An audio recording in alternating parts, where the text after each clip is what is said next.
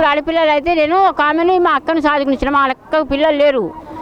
మాట్లాడిన వ్యక్తి సాదుకుంది అమ్మాయి, సాదుకున్నది. ఇప్పుడు చచ్చిపోయిన ఆమె నేను సాదుకుని ఇచ్చిన. ఓకే, మీకు ఎంతమంది పిల్లలు? ముగ్గురు. నాకు ముగ్గురు ఆడపిల్లలేనా? అవును. ఓకే, ఎలా ఉండేది తను ఈ అమ్మాయి చిన్నప్పటి నుంచి? మంచిగా ఉంటుంది. మంచిగా అంటే భర్తతో ఎప్పుడైనా ఇబ్బందులు అయ్యేవా? ఇక మాకు చెప్పలేదు, ఏమయ్యేది ఏది లేదు చెప్పలేదు. ఒక మొన్ననైతే చెప్పింది, అందరితోటి మంచుకుంటాడు కానీ పిల్లల తోటి నాతోటి అయితే ఎప్పటికీ లొల్లే పెట్టుకుంటాడు నమ్మకూడదు అని చెప్పింది. పిల్లలతో కూడా అంతలోనే ఉన్నాడు. పిల్లలకు చూడలేదట, మొగరికి ఆమెకు కూడా చూడకపోయేదట మొన్ననైతే చెప్పింది. ఇక ఇప్పుడు అభ్యాసం తీసుకోమంటుంది కదా, తీసుకోనందుకు అంటాడు కావచ్చు అని మేము అనుకున్నాం. కానీ ఇట్లా చంపుతాడు ఒక కషాయి పాక అని మేము అనుకోలేదు. అంటే అంతకుముందు ఇద్దరు ఆడపిల్లలు ఉండడం వల్ల పిల్లలతో కూడా మంచిగా ఉండేవాడు కదా? 2 అభాషాలు అయినాయి ఇప్పటికి.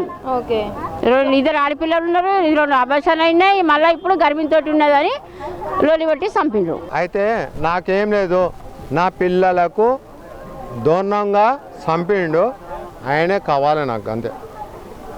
ఆయనే కావాలి గంతే. కరెంటు కూడా అది ఫ్యామిలీ కావాలి నాకు, అంతే. అది ఎందుకు చంపిండు, ఆడపిల్లగాళ్ళని చంపిండా, అది నాకు వాడు నాకు ముందుకు కావాలి గంతే. మీరు పోలీస్ స్టేషన్ ఉండని ఎక్కడ ఉండని నాకు అప్పచెప్పండి గంతే, అప్పచెప్పండి గంతే.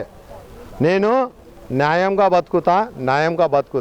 నేను నా 52 సంవత్సరాలు నేను మంచిగా బతుకుతూ ఉంటా. నా పిల్లగాళ్ళు నా అంత హైట్ ఉంటారు, నేను అట్లాంటి బతుకుతా, న్యాయంగా బతుకుతా అన్నాను. ఏమవుతారు మీరు?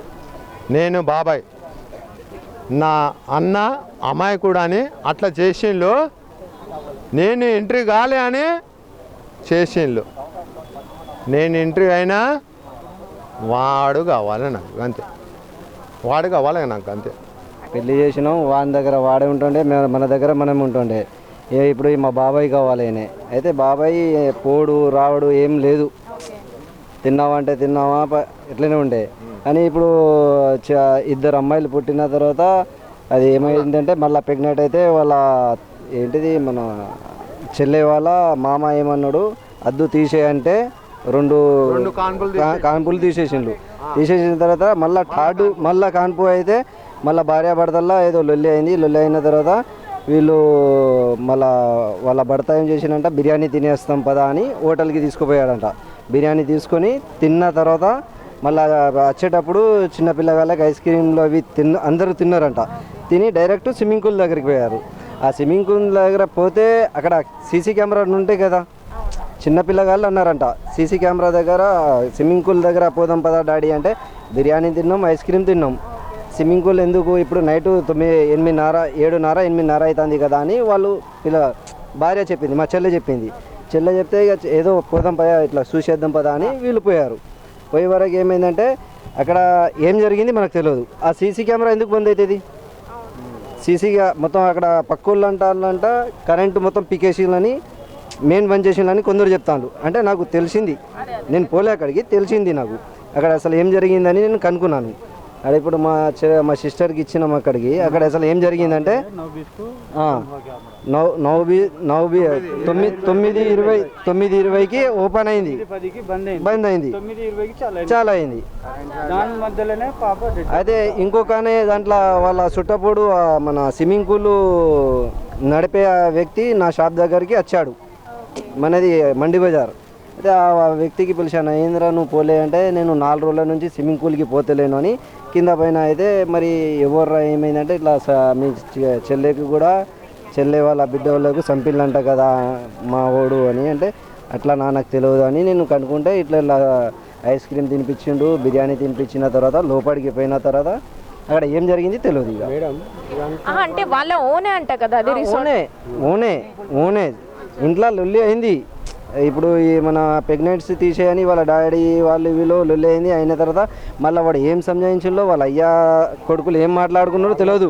మళ్ళీ కుటుంబం మాట్లాడుకున్న తర్వాత బయటికి తీసుకుపోయి ఏం చేశారు, బిర్యానీ తినిపించారు.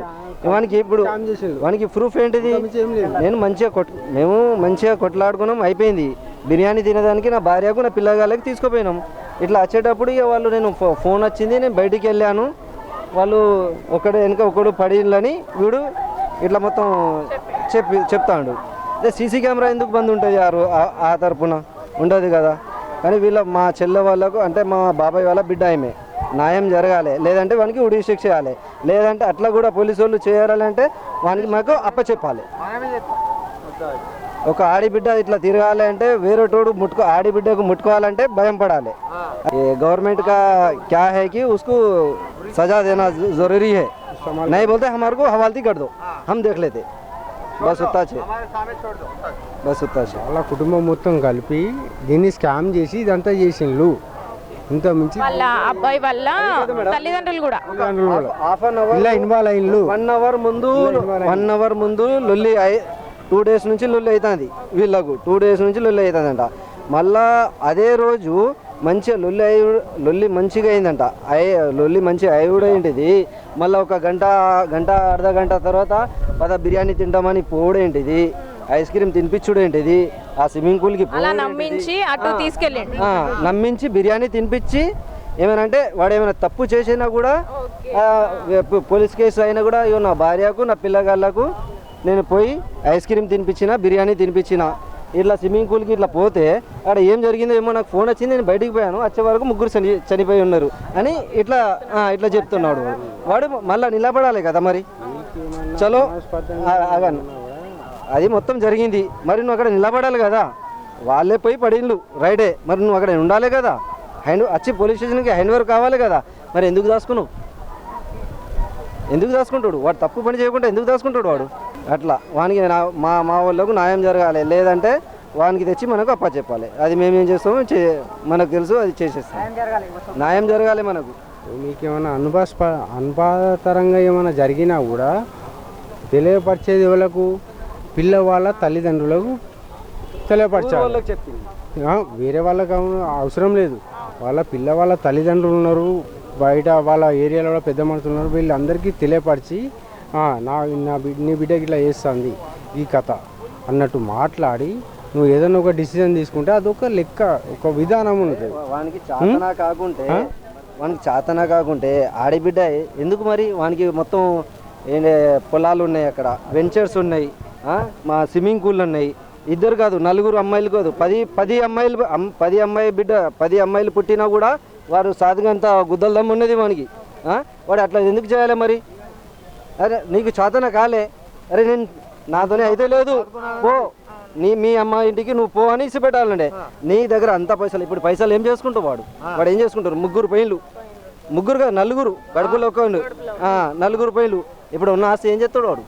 దేని గురించి తీసుకోబోతాడు? ఏం చేస్తాడు? ఇప్పుడు ఆ ఆస్తి మొత్తం వానికి వాళ్ళ కుటుంబం కేసి కాల పెట్టాలి. మరి మేము వానికి హ్యాండ్ ఓవర్ చేసండి, మేము కాల పెడతాం. మరి అంటే వాడు ఏమనుకున్నాడు తెలుసా, వీళ్ళ ఇంకా ఏం లేదు, ఇంత ముందు కూడా అవకాశం తీసేయని భార్యాభర్తలు కొట్టుకుంటే మా చుట్టపొల్లలా ఇప్పుడు మా పిన్ని ఏం చేసింది, మా బాబాయ్ ఏం చేసిండు, మేము పోతే ఎక్కడ లొల్లి అవుతుందని వీళ్ళు మనకు చెప్పలే. మా బాబాయ్ కూడా మా పిన్ని ఏం చేసిండు, అక్కడక్కడే ఒత్తిండ్లు. వాళ్ళు ఏం చేసినా కూడా అక్కడక్కడే ఒత్తిండ్లు, మన దాకా రానియలే. ఇప్పుడు వాడు ఏమనుకునేది సార్, 2 సార్లు అబోషన్ తీసేసినా కూడా ఎవరు రాలే. ఇప్పుడు ఏమైనా చేస్తే ఎవడెత్తాడు ఏం పీక్తాడు అని వాడు అనుకున్నాడు. కానీ ఇప్పుడు వాళ్ళ పేరెంట్స్ ని లైట్ తీసుకున్నాడు, కంప్లీట్ లైట్ గా తీసుకున్నారు. వాళ్ళ పేరెంట్స్ ఏం చేసుకున్నారు, మనకు లైట్ తీసుకున్నారు. దీంట్లో ఇన్వాల్వ్ అయింది కూడా పేరెంట్సే.